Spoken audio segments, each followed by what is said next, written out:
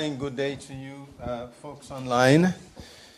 I want to say again, and I mean this sincerely, it is a great honor and privilege to be here.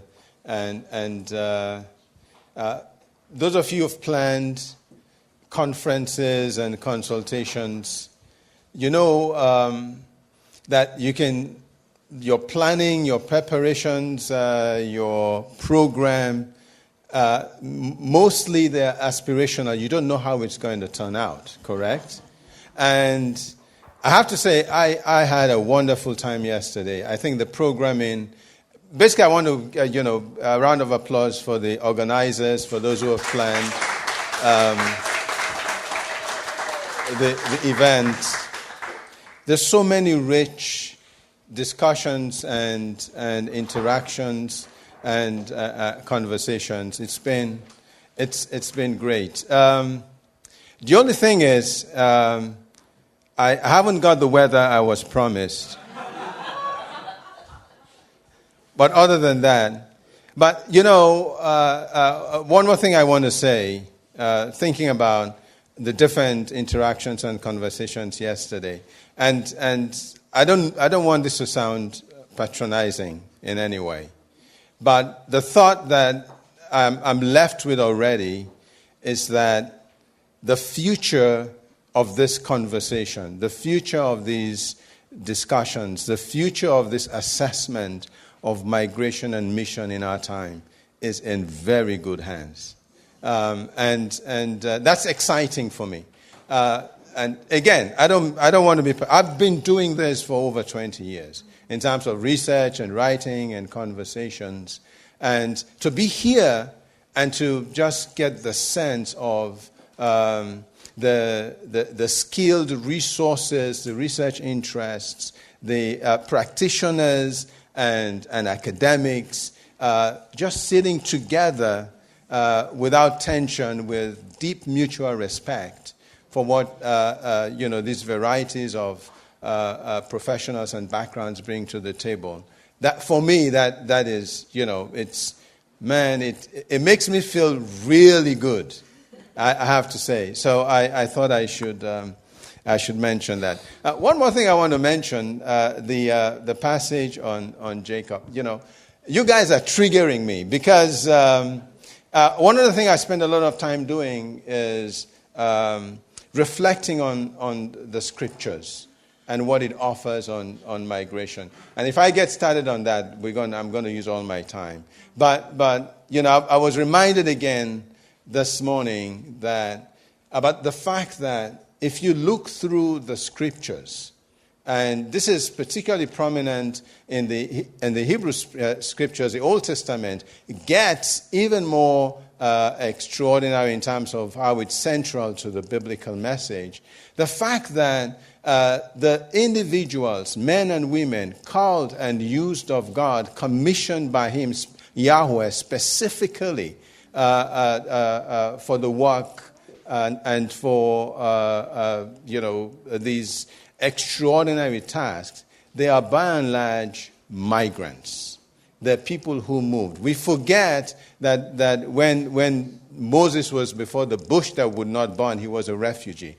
When Jacob had this dream that he was a refugee, that there were people on the run, there were migrants and outsiders. And I have to keep reminding folk that we have every form of migration in the Bible, right? But I keep reminding people that if you remove human migration from the scriptures, we'll have no Bible. There'll be nothing. Okay? That element is so central and so pivotal to the biblical story and the Christian message. I better stop there. Okay. So what I had in mind was to continue the conversation from yesterday, rather than introduce a brand new topic. And so I want to focus today on why immigrant Christian communities count, right? And I think I made the point that existing assessments of the missiological significance long-term outcomes of this historic development we're here to assess and examine, we've barely begun to scratch the surface. And it would require large-scale, multidisciplinary and a multiplicity of research endeavors to probe the far-reaching implications of this massive, recurrent infusion of Christian migrants in Western societies and elsewhere that is still gathering pace, even after more than half a century. Now, I want to go back to a comment from yesterday. Two things I want to just reach back and pull into our conversation this morning. The first, I want us to remember that there's a lot, we focus here, and this is in my research, it's a global perspective, would focus on the African experience for the most part, although I do go beyond that. But let's remember that migrants are a very small percentage of the world's population, international migrants, that is. And even when we add refugees and displaced persons. But that the percentage is misleading in the sense that, as I keep saying, those numbers represent enormous suffering, horrific pain, disaster, devastation, disruption of lives. Okay, that's something we need to keep bear in mind. And historically, yes, international migrants have always been a minority, but it should tell you something that human migration has always, even for that fact, has always been this massive source of historical transformation. Okay, despite the numbers. So remember, only 2.5% of the African population are international migrants, and most of those stay on the continent. They move within the continent. And also, 85% of the world's displaced peoples are hosted in the poorest countries. Okay, that's another element we need to pull into this conversation. If you like, Turkey and Iran are home to 18% of refugees. That's almost 1 in 5 of the world's refugees in just those two countries. We're talking millions of people. So while we are, by the nature of this conference and our conversation, focusing on immigrant populations in the West, especially Europe and North America, it's important to remember that there's a wider picture. Okay? One last thing, pulling back from yesterday, there was a question about the impact of Christian migration in societies where Christians are a minority. Okay? I have to say, I didn't kind of process the question well, and it's an important element for our conversation. Okay? I'll say a couple of things. The first is that it is not unusual. In the history of Christianity, migration has had a variety of impacts on Christian communities and Christian segments in societies. When those segments are a minority, okay, then the issue ceases to be just a matter of migration, because a whole series of other factors, political, religious, different, and so on, that shape their lives, their livelihoods, their calculations about whether to move. Okay? In fact, there's an opposite, there's a flip of the coin on this one, that historically, in some situations, the Christians are minoritized by population infusion of other faiths. So the Christians might start out as, say, 40% of the population. And there are examples from his Islamic context where Islamic rulers would almost engineer infusion of Islamic communities that over time reduce the Christian population to a small minority. One more thing.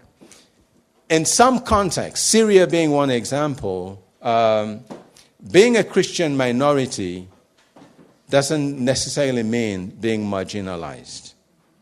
Okay? In some contexts, Christian minorities can have oversized political influence and clout, but then that exposes them when the political landscape changes. Does that make sense? Okay, when there's a new faction that comes into power. Sierra Leone is a majority Muslim country. Okay? But the Christian history, influence, contribution, and so on punches way above its weight in that context. And in much of Africa, out-migration of Christians doesn't have the same effects, even if those Christians are a minority of the population. But the point, though, is we're reminded that when we think about migration and mission, we shouldn't become too tunnel visioned and realize that our assessments must take into consideration what happens when Christians migrate in huge numbers from contexts where they were a small segment of the population to begin with. That is part of a story. Okay? Christians in Egypt, Syria, Palestine have reduced dramatically over the course of the last 60, 70 years because of political developments in those contexts. In fact, it's interesting. In the U.S., Arabs are associated with Islam. But in fact, the majority of Arabs in the U.S. are Christian. Okay? For these same reasons we're talking about. And what that means for the communities and societies they live behind is something that I think is worth giving attention to. Okay. So, I made this point about the fact that the rise of immigrant Christian communities now obviously complicates assessments of Western Christianity, of Christianity within Western societies.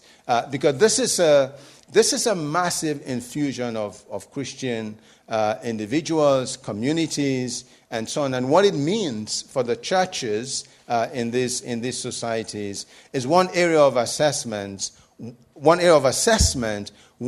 the most obvious and accessible data leaves us hanging.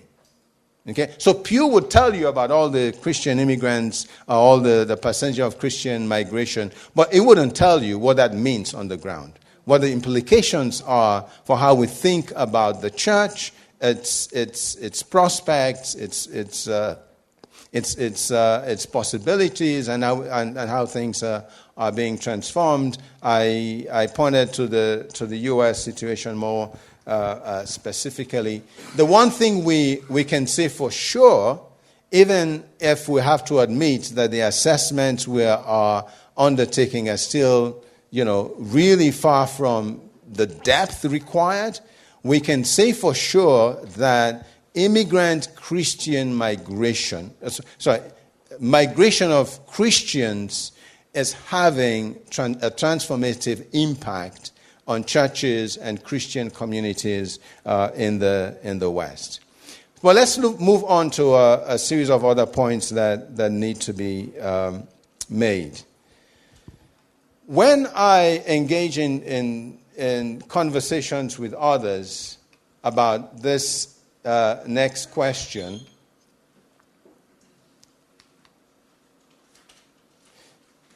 what kinds of Christian witness are we talking about? What forms do these take? What do immigrant Christians bring, and how do what they bring reflects replication of what they left behind, or how they practice Christianity in their homelands? What has changed? What does being in the West mean for churches that now have to live under new rules, under new legal frameworks, and so on and so forth? For the most part, what you get are anecdotes. Okay, somebody would tell you, I know this pastor over here, or I know this church over here, or I met this person here, and this is what they did, and this is what's going on. And so I'm saying that to repeat the point I'm making throughout, that centers like the one we're here to inaugurate and think about are desperately needed to get to grips with these complexities. Now, I would say that the forms of Christian witness immigrants provide are immeasurable. There is no way, there is no research design. The best instruments of social scientific research aren't going to give us a complete or full picture of the varieties of forms of encounter, interaction, and witness we associate with Christian immigrants and their descendants. Christian immigrants are gathered in a wide variety of churches, institutions, ministries, movements, and all of these shape their witness, reflect distinct visions and ways of approaching the missionary task.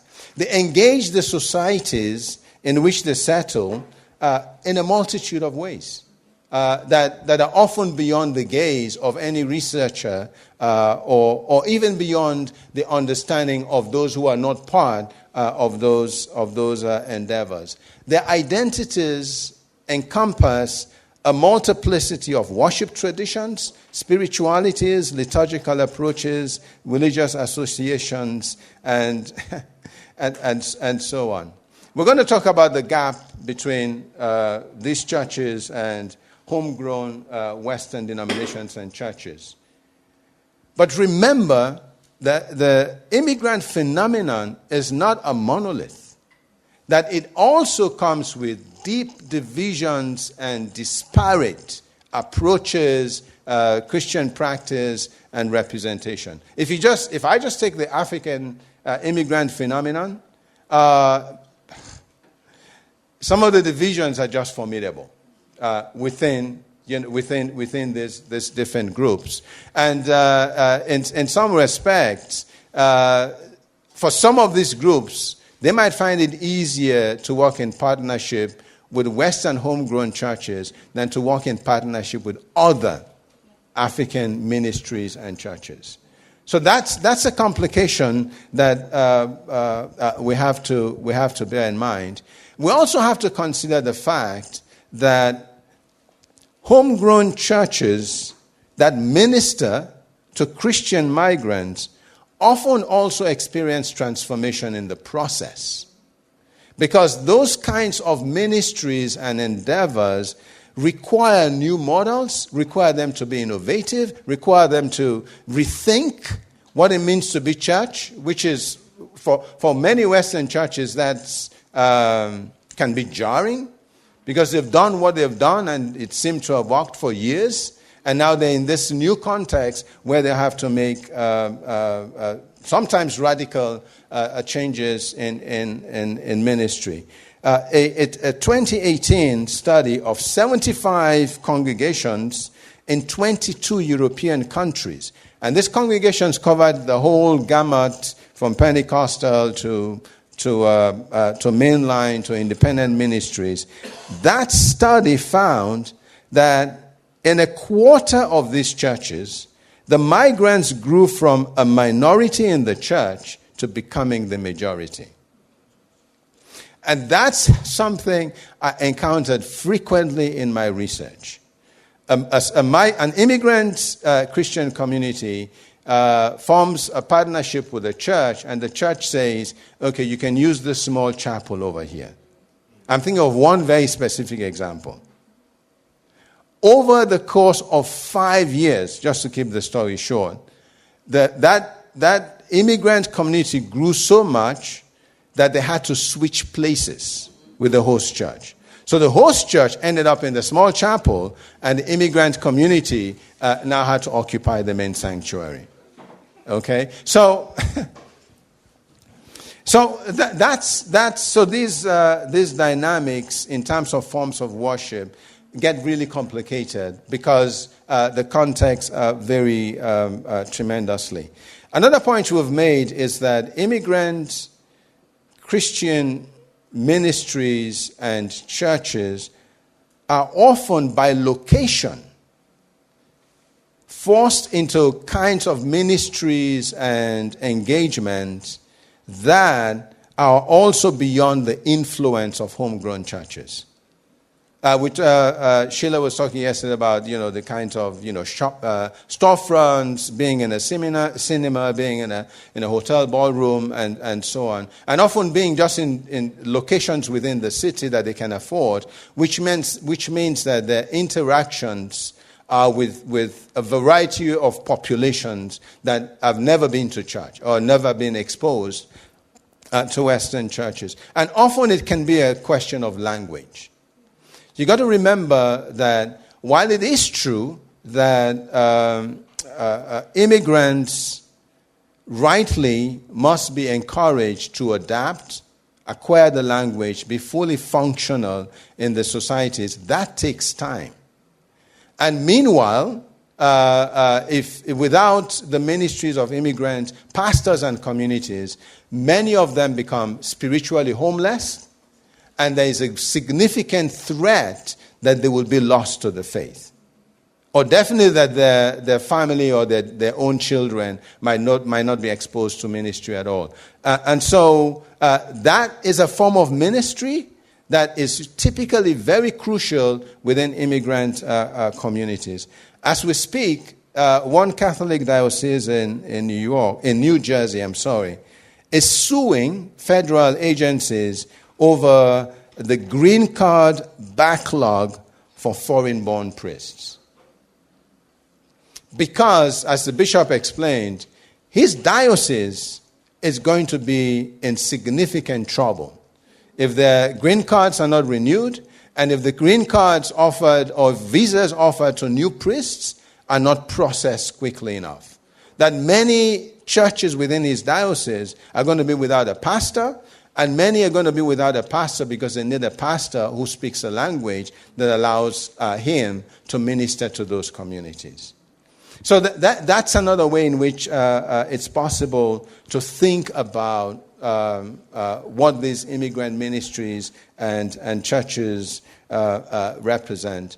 And remember, increasingly because of location and language, the first encounter with the Christian message and experience for certain portions, for certain segments of the country would be with an immigrant church or an immigrant ministry. Okay, so let me take the next point: how this is changing the face of Western Christianity, and in some settings, quite radically. Now, the rate of Christian decline, as I pointed yesterday, varies tremendously from one country to the next. But there is one common thread, and we're talking Western Europe and North America. The thread is this, that disaffiliation in the West is highest among white Christians and white or majority white denominations. The U.S., for instance, ceased to be a majority white Christian nation in 2016. That was at the point at which it became clear that the percentage of white Christians actually dropped to 43% for the first time in the history of the country.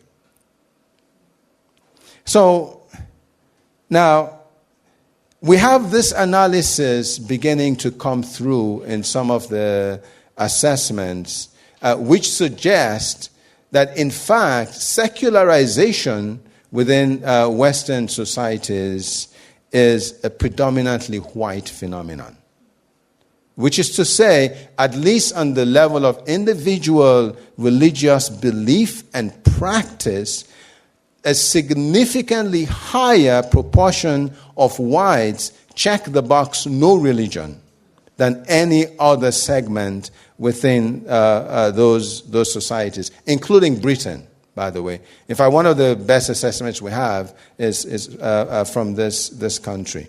Now, have a split screen in your mind. That's on one side. And on the other side, you have large-scale Christian immigration, which is predominantly non-white. In effect, Christian immigration is browning Western Christianity. Browning. You can put those in quotes. If you have a better term, let me know. U.S. immigration is dominated by Latin Americans and Asians. Okay? Who wants to take a shot at the top 5 countries of immigration to Britain? Pakistan, India, Nigeria, 2 more. Well, that's 3. Zimbabwe, that's 4. 1 more.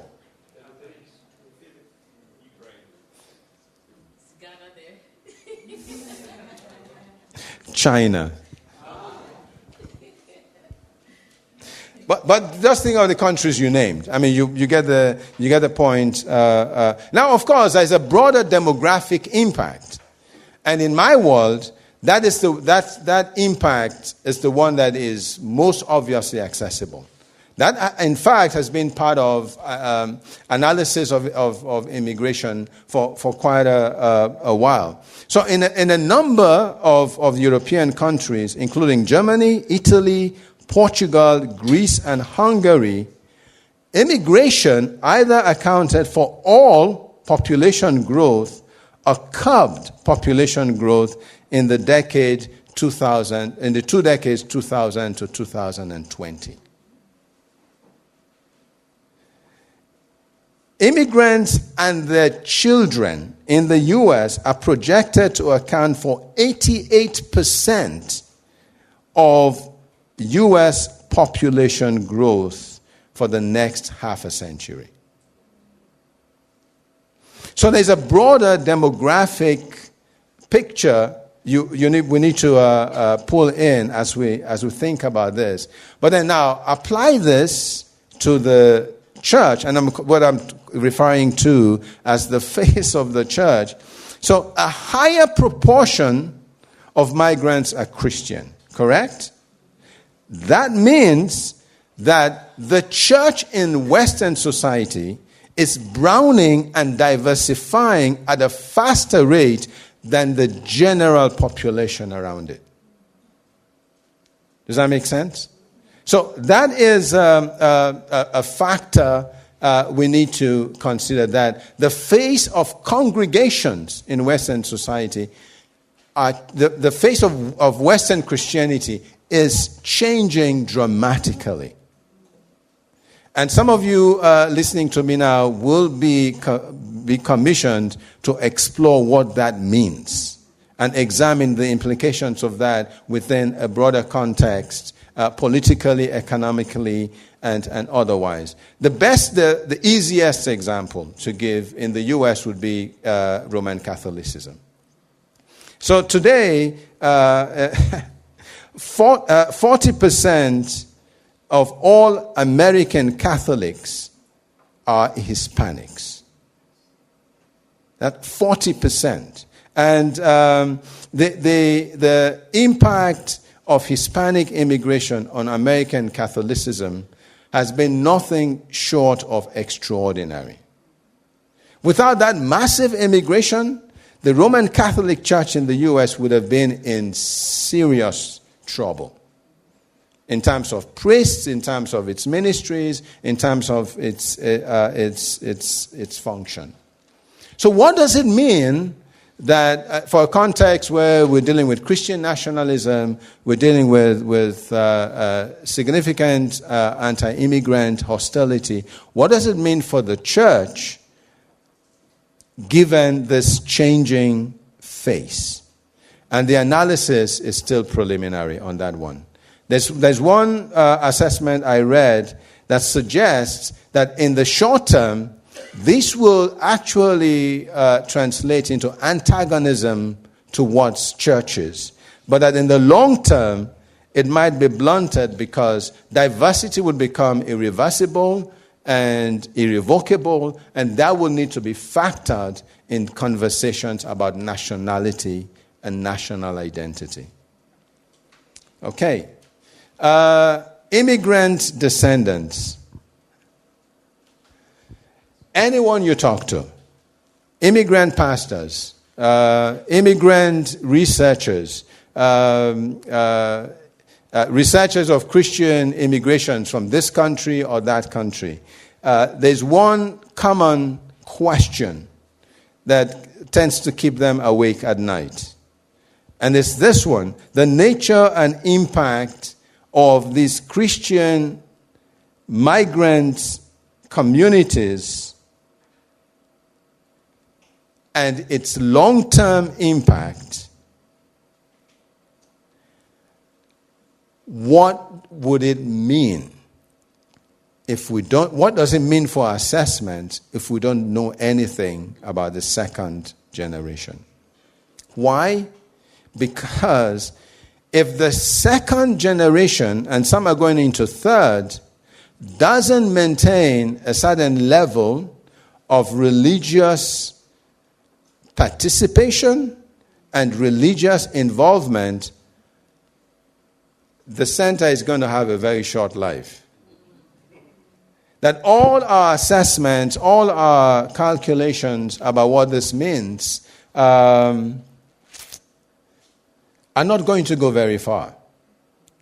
So this question tends to be at the heart of many of these discussions. And this is the area where you will find the most intense debates, and I would say the most long-standing questions. The religious commitment and participation of the descendants of Christian immigrants. Here is what I can say in a preliminary way. There is as yet no definitive picture. And I know you're going to, this is one of the areas that are rife with anecdotes. Okay? Somebody would always say about, this family and this place, the children, converted to Islam, or, you'll have all kinds of stories. And I'm not dismissing the anecdotes. But what I'm saying is, we've already talked about the immense complexity and diversity of Christian immigration. Okay? And so the timing, the dynamics, the assimilation challenges vary from country to country, from one place to the other, and attitudes to the second generation, believe it or not, vary considerably from one immigrant church to the next. Okay, how they think about the second generation, what kinds of strategies they implement to make sure that Christian life is sustained across generations. I have to say, yes, the picture remains mixed. You can find anecdotes and you can find evidence that in some areas there is erosion, that second generation don't maintain the same levels of commitment as first generation, and so that there is that, sense of... But then again, some of those assessments are time-bound and don't give you the full picture, because they might talk to the second generation at a point of rebellion, and if they were to take the time and come back 5 years later, it's a whole different picture. Okay, so that's an issue too. But at the same time, there are clear evidence also of sustained religious commitment within migrants. One area, I'm going to bring you back to Catholics in the U.S. We talked about 40% being Hispanic. So this is one area where we have kind of definitive data. The percentage of Hispanic Catholics is higher for those under the age of 30. Not much higher, but it is higher. That tells you that there is a slight uptick among the descendants, at least among the second generation and those born in the U.S. Because often it's when they get to young adulthood that religious identity becomes a serious factor in how second generation think about their engagement with the society around them. My own research among African immigrants in the U.S., I'm going to put up I'm going to put some data up on the screen for you. This is African immigrants in the U.S., and the data I have comes from congregational surveys, interviews of pastors, and focus group discussions. And I can tell you, by and large, the data I am looking at suggests greater retention than retraction. Okay? But there's a small caveat, because my research is conducted mainly in congregations. Does that make sense? So the survey data I'm going to put up is from congregations. I have other data that's not, sort of in the sort of quantifiable form from focus groups that supports the congregational element. So let's take the first one. Here are some of the questions I asked. I don't know if you can see the one at the bottom that I've circled. That's the most important one.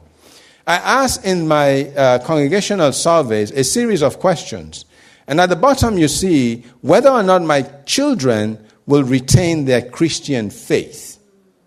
That gets the highest in terms of all these responses. Okay? So that tells you, sort of in this analytics, that for the members of African immigrant churches, and this is across all stripes, this is not just Pentecostal charismatic, I survey all kinds of churches. For the members of those churches, this is their top concern. And you talk to any immigrant pastor, same. Okay? So that we can confirm that just looking at this. But then my survey includes a portion for those who are second generation. Okay? And by the way, you are the first to see this data. How does that feel? I'm kidding. So, in the survey, they're required to identify whether they're second generation or not. I define second generation. But if you're an ethnographer or you've done this before, you know that there can be a lot of slippage. Because there are folks who think of themselves as second generation, but they don't fit the criteria. Okay? They just happen to think they're second generation. They don't even bother to, engage what you were describing. So we have to take that into account, I'm saying. But you can see from this that in these congregations, a significant proportion are second generation. Okay? Who maintain participation and attendance, and if that's an indication of commitment, you can see that too. This will also not capture second generation who are off to college and are no longer attending some of those churches. So that's another caveat to the caveat. So, but you can see from this that there is a presence. Okay? There is a presence. It doesn't, I need to do more with the data I have to think through what this implies and what the analysis suggests. But here is the last slide. We asked the second generation, what is your main reason for attending this church? And I was concerned that those who were there come because of their parents. There are some African parents in the room, and if I look at them in the eye, they know why I asked that question. And you can see that forget the numbers. The numbers I didn't do well with it. But you can see I come to please my parents is fairly low. Okay? That in fact, I come here because I feel loved and nurtured. It's the highest reason, and of course, it feels like home. It feels like home is interesting. Okay? Because I didn't define home. Okay? And here is where the focus group discussion helps. And I am running out of time, but friends, this is the American context. And in the American context, African immigrant children begin to encounter significant identity questions and dilemmas from a very young age. Okay? They quickly discover that they're different from their parents. But they also just as quickly discover that they're different from their peers, including African Americans. So they now have to navigate this context in ways that are... When I did my research, I discovered things about my children who are second generation that I actually didn't know before, but my wife tells me she knew all the time. The kinds of questions, the kinds of, sort of multiple identities they learn to work with, what they call code switching. They can change their accent, their outlook, their responses depending on who is in the room with them. They learn to do that all their lives. And when they get to young adulthood, in the focus groups, what we're discovering is they double down on their African identity. Okay? And I have grown young men in my focus groups almost in tears saying that they wish they had learned to speak the language when they were growing up. Because now all of a sudden it is really important to them. It's really a source of pride to be able to say, yes, my country is going through all these upheaval and crisis and so on, but it's my country. And just one small bit for the younger people in the room. The rise of Afrobeats has changed the conversation for many of them, that they no longer feel that, because their friends are now interested in this genre of music. They're listening to it. They're learning about the artists. And suddenly, for Africans, for my children's generation, it kind of gives them, I don't think bragging rights. It makes them seem cool. So a lot of these changes also tied to immigrant impulses and directions that are significant. I'll just make the last point quickly. I didn't think I would take this long. Really. But I really wanted to make this last point. I mentioned it yesterday. I said yesterday I'm going to make it today. Friends, witnessing for Christ in a new age of migration calls for healthy, spiritually vital Western churches and Christian ministries. This is one of my biggest problems with the reverse mission paradigm. That of course, it ignores the multi-directionality of migrant flows. And I regret that we don't have the capacity here to talk about South-South migration, what Africans who end up in South Korea are doing, and those kinds of stories. But also reverse mission wrongly implies that Western churches are deficient in spiritual vitality or lack the capacity for effective Christian witness within their own settings. And that's simply not true. And so for the Christian migrants throughout the world who end up in such huge numbers, they have a capacity for cross-cultural ministry. In my research, that capacity is more readily demonstrated not in the immigrant churches themselves, but among immigrant Christians who become members of mainline homegrown churches. They're often the ones who are most effective in navigating cross-cultural engagement and missionary function, because they have to. They're in the same room, they're in the same ministries, they're in the same planning committees, they're in the same settings with Western Christians and making their contributions directly in real time. Okay? Now, I'm not saying this doesn't happen with the immigrant churches, but very often they can be silos for a long time. Okay? And that's still a missionary function. They're Christianizing the next generation. They're reaching sections of the population out of reach to even those who have gone as Western missionaries to other countries. So, I mean, it's a complicated picture, but we have to remember that however the ministry is formed and whatever the nature of its missionary vision, this growing presence is interacting with secularization in ways that we need to get deeper into. But the misguided critique of immigrant churches in terms of their evangelistic potential is one of the things we really need to get past. That their missionary function is effective. They're citizens. They're long-term residents. The way they navigate Christian witness is much too complicated for us to account for by simply looking at churches. You look at an immigrant church, you see all African, but those who are in there know that it's cross-cultural, that there's a multiplicity of issues they have to navigate and deal with.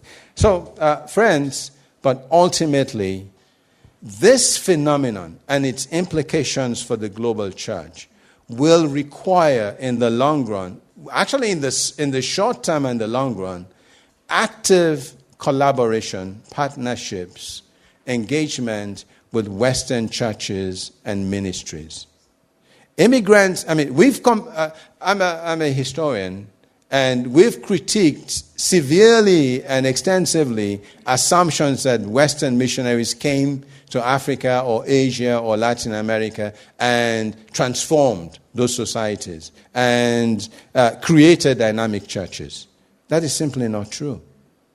You cannot account for sustained, durable Christian presence and vitality in any context in the world, in the history of Christianity, without factoring in indigenous agency, instincts, spirituality, ideas, and understanding.